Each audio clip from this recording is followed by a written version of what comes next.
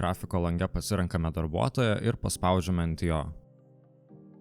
Viršuje atsivėrusioje skiltyje pamainos laikas dalyje galime nurodyti darbuotojui taikomą minimalią arba maksimalią pamainos trukmę.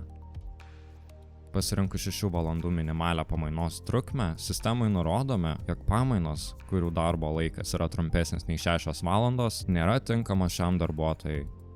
Grafike matome pokyčius.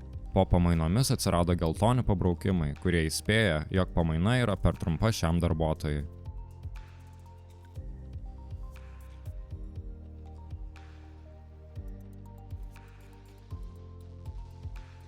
Tuo tarpu, maksimali pamainos trukmė įspėja, jog darbuotojas negali dirbti ilgesnėse nei nurodytos trukmės pamainose. Pavyzdžiui, negali dirbti ilgiau nei 14 valandų.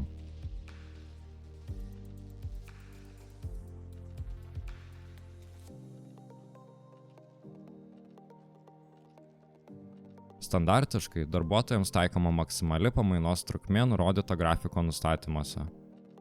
Šiuo atveju matome, jog standartinis maksimalus pamainos ilgis yra 24 valandos. Automatiškai generuojant grafiką, pamainos darbuotojui bus priskiriamos atsižvelgiant į darbuotojui nurodytą minimalią ir maksimalią pamainos trukmę.